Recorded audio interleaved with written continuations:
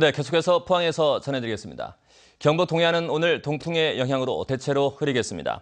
낮 최고 기온은 21도에서 25도 분포로 어제보다 낮겠고 안개 끼는 곳이 많아 교통 안전에 유의해야 합니다. 바다의 물결은 동해 전 해상에서 0.5에서 2m로 일겠고 울릉도와 독도는 흐리겠습니다. 정부와 지자체의 메르스 대처 과정 곳곳에서 허점이 드러나고 있습니다. 국민들이 알아야 할 메르스 관련 정보를 공개하지 않고 감추면서 불신을 자초했습니다. 김영일 기자가 보도합니다. 지난달 말부터 동국대 경주병원에는 경기도 평택과 영천 등지에서 메르스 관련 환자가 4명이나 이송돼 왔습니다. 외지에서 메르스 환자가 오게 된 이유가 무엇인지, 또 지역사회 감염으로 이어지지는 않을지 경주에는 막연한 불안감과 함께 확인되지 않은 소문이 급속도로 번져나갔습니다. 불안해요. 왜냐하면 걱정되잖아요. 자식 키우는 입장도 그렇고 우리도 그렇고. 하지만 경주시는 10일이나 지나서야 뒤늦게 기자회견을 했고 문제가 없으니 안심하라고만 말했습니다. 메르스로 인한 국가적인 혼란과 걱정으로부터 빨리 회복이 될 수 있도록 시민 여러분과 함께 최선의 노력을 다하겠다는 말씀을 드립니다.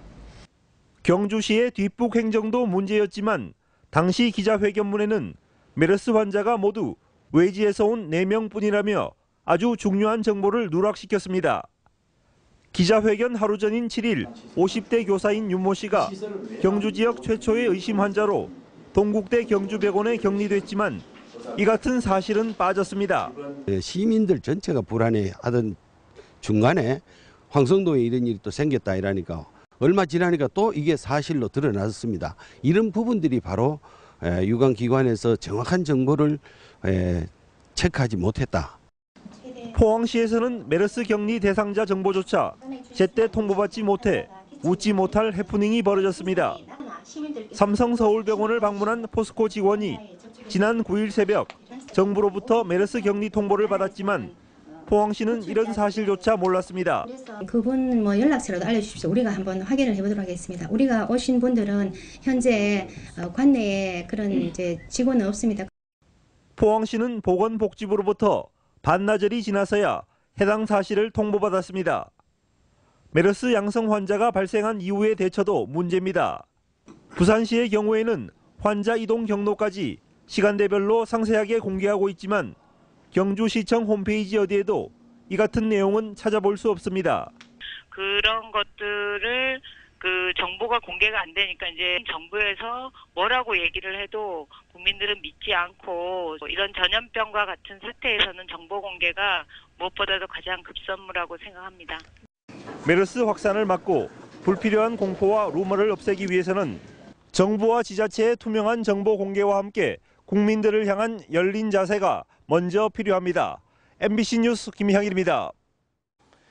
메르스 감염에 대한 우려 없이 병원 진료를 받을 수 있는 국민안심병원으로 경북 동해안 지역에서는 포항 3명 기독병원과 동국대 경주병원이 지정됐습니다.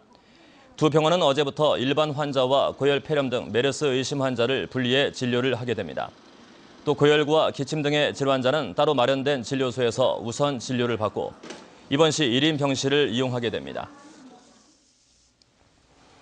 경북 동해안 지역의 경기가 1분기에 이어 2분기에도 부진이 지속된 것으로 조사됐습니다.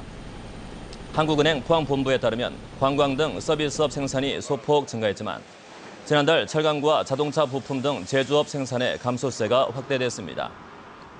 특히 메르스 여파가 가시화되면서 관광과 운수, 외식업 등 지역의 서비스업 생산 감소가 급격히 진행되고 있고 소비도 빠르게 위축되는 등 부정적 영향이 클 것으로 예측됐습니다. 네, 이상으로 MBC 뉴스를 마칩니다. 감사합니다.